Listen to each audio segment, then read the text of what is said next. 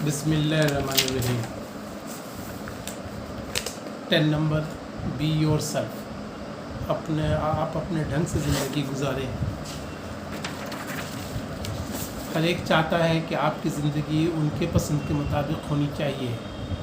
मेरे वालिदैन चाहते हैं कि वो जैसे हैं उनका बच्चा भी उसके मुताबिक होना चाहिए या उनकी आरज़ुओं को पूरा करे। आपका समाज चाहता है कि आपका सलूक बिहेवियर समाजी उसूलों के मुताबिक होना चाहिए। मज़हब वाले भी कुछ उम्मीद रखते हैं।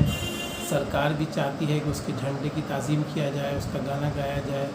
आप जिस तंजीम से जुड़े हैं उसके अपने कुछ मेयार होते हैं, उसके मुताबिक अपने मुलाजिम को देखना चाहते हैं।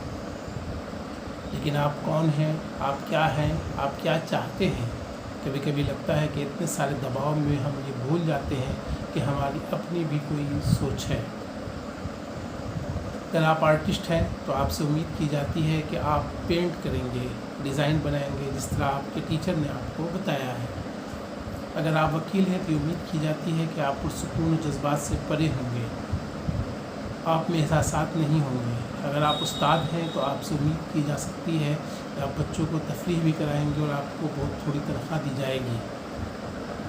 अगर आप औरत हैं तो आपसे उम्मीद की जाएगी आप निस्वानी काम करेंगे, औरतों वाले काम करेंगे, खाना बनाएंगे, घर में रहेंगे।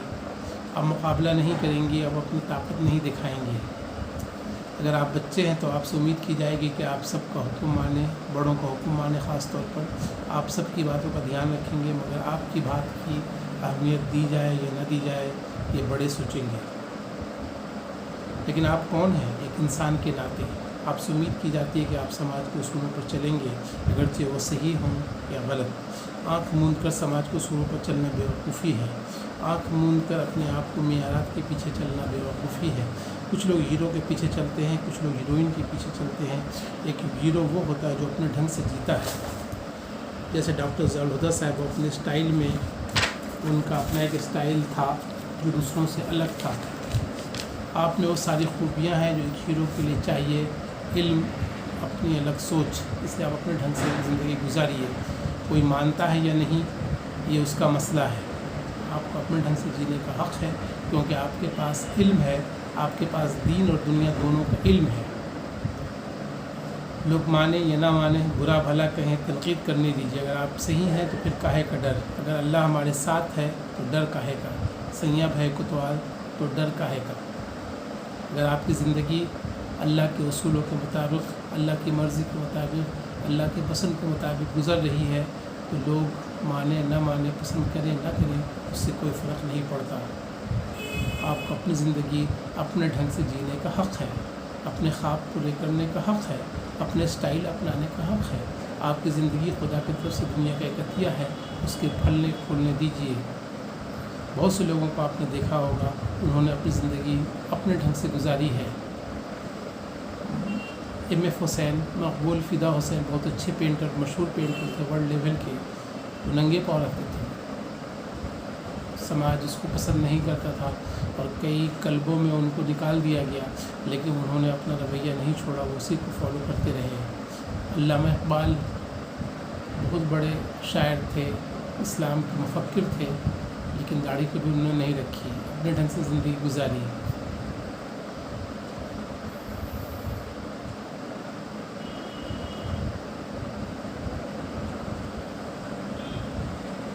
दुनिया में आपकी तरह का इंसान न कोई पैदा हुआ है न पैदा होगा। आप सबसे अलग हैं, आप अनोखे, यूनिक हैं। अगर आप दूसरों के मुताबिक ज़िंदगी गुजार रहे हैं तो आप अपने इल्म और ज़हानत की बेइज्जती कर रहे हैं। एक रसूल के अलावा कोई भी कामिल मॉडल, परफेक्ट मॉडल नहीं हो सकता। हर एक में कुछ कमियां हो सकती हैं। इस रसूल की पैरवी कीजिए या अपनी ज़ाती मॉडल अपनाइए या अल्लाह की मर्ज़ी वाली ज़िंदगी अपनाइए जो कुरान का मॉडल है। आप सबसे अलग अनोखे क्यों हैं? आइए देखते हैं। आप में बहुत कुछ अनोखापन है जो आप अलग हैं लोगों से। क्योंकि आप इल्म रखते हैं। आप इल्म रखते हैं, इतना कोई भी आदमी इल्म नहीं रखता है। आप IAS हैं, कोई मेरी जानकारी में कोई IAS ऑफिसर यहाँ पर नहीं है। आपने 10,000 किताबें पढ़ी हैं जो किसी और ने नहीं पढ़ी हैं। आपने कई मुल्कों का दौरा किया है जो किसी और ने नहीं किया। Japan, Europe, Thailand, Nepal اور سعودی عرب وغیرہ. آپ کی خوبی ہے کہ دین اور دنیا دونوں کا علم رکھتے ہیں.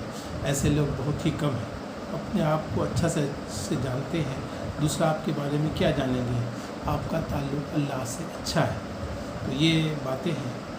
تو آج کے جو عنوان تھا اس میں جو ٹاپک تھا وہ تھا اپنے ڈھنگ سے زندگی گزاریے. تو جو بڑے بڑے انسان، جو کامیاب انسان گزرے ہیں، ان سب نے اپنی زندگی اپنے ڈھنگ سے گزاری ہے. ڈاکٹر زاروردہ صاحب کسی بھی شادی بیاہ میں بارات میں کبھی بھی شریک نہیں ہوتے تھے. دہیز کے مخالف تھے، ذات پات کے مخالف تھے. انہوں نے اپنے ڈھنگ سے زندگی گزاری. آپ بھی اپنے ڈھنگ سے زندگی گزاریے، تبھی اللہ کے یہاں کامیاب ہوں گے. آمین.